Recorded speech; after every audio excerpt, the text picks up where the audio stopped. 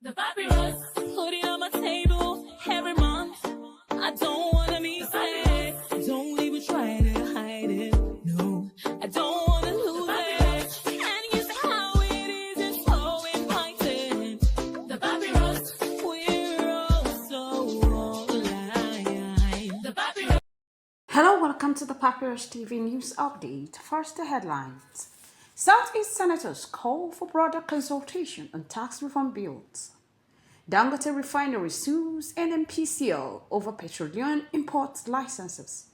National cohesion key to Nigeria's progress, says General Etan. Senate issues warning to MDAs over 2024 expenditure audits. Mama Boko Haram sentenced to 5 years for fraud. Bandit reject 3 million naira ransom for adopted villagers in Zamfara.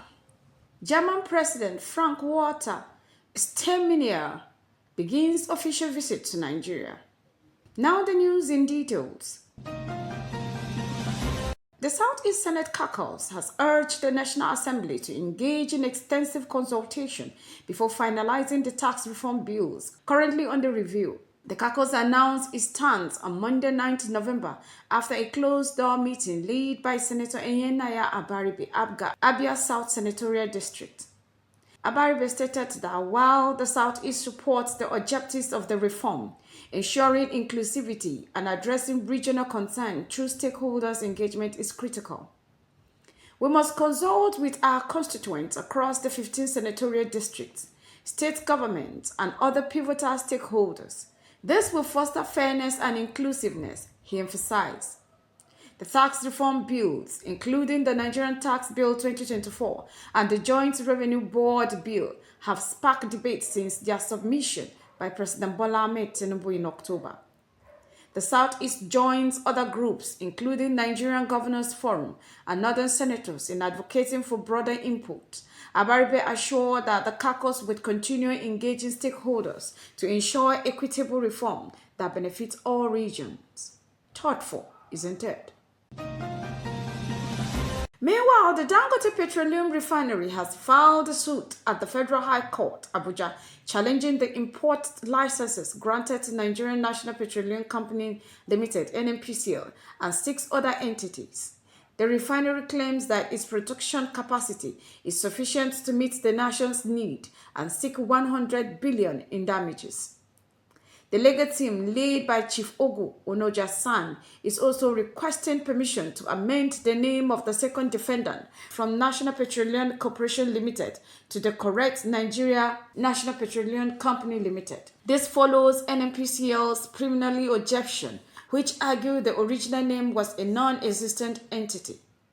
Dangote Refinery alleges that continued insurance of import licenses undermines its operation and calls for an injunction to halt such licenses.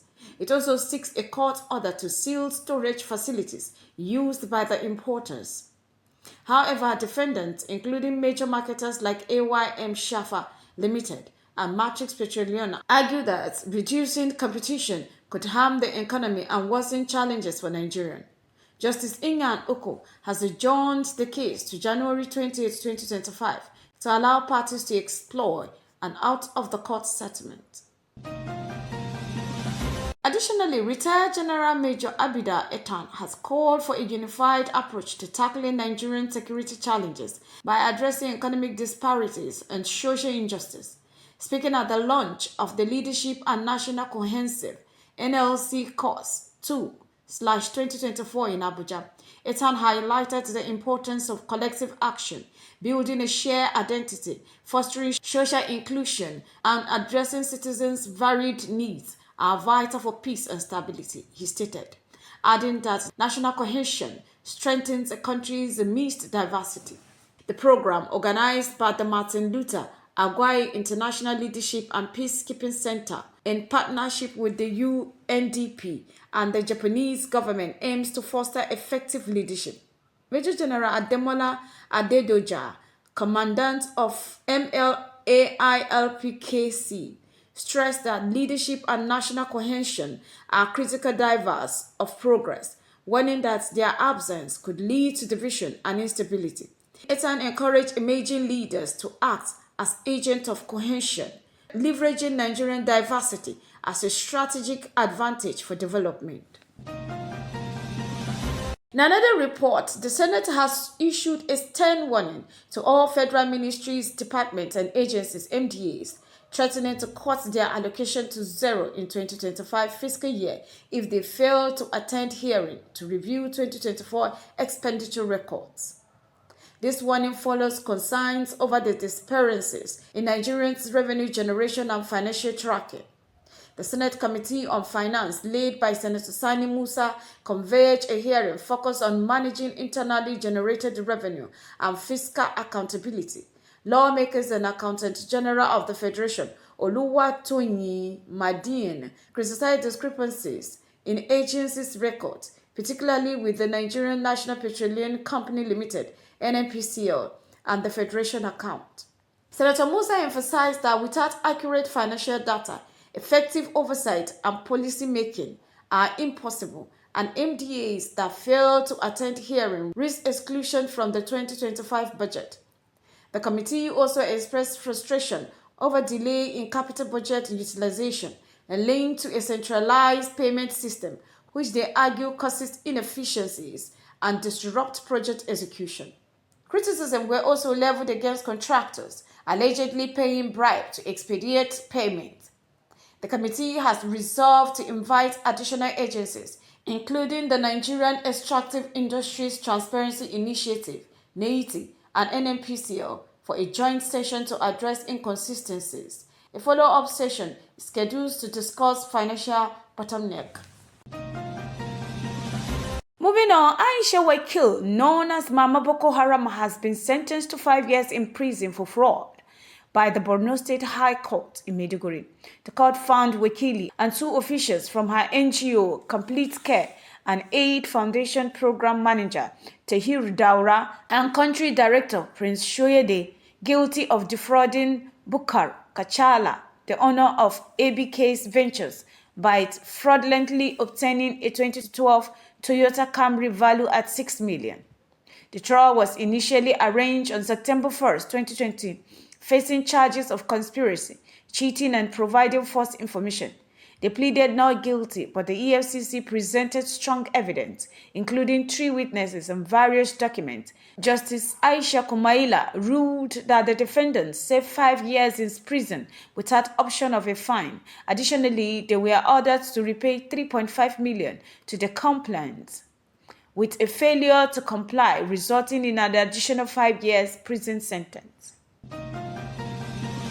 Furthermore, bandits in Zamfara State have refused a 3 million naira ransom offered for the release of 26 villagers adopted from Gidan Goga, Maradun local government area. Abubakar Shehu, whose 3 daughters were among the captive, confirmed that the bandit rejected the ransom, claiming it was insufficient, and later disconnecting their phones.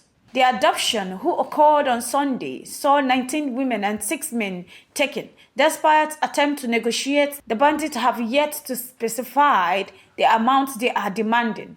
Local security forces have not responded to the situation, and many villagers have fled, fearing further attacks.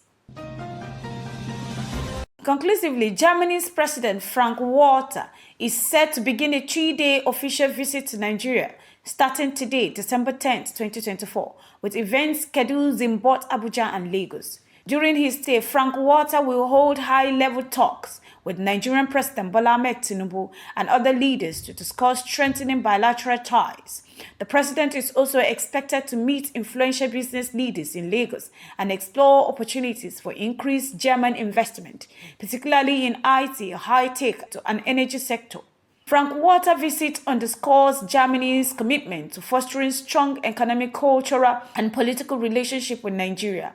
He will be accompanied by a delegation of top German business executives and will also visit notable figures such as actress Dr. Nike Ogundaye and Noble Lieutenant Professor Wole Soyinka. This has been the Papyrus TV Africa. The papyrus, put it on my table every month.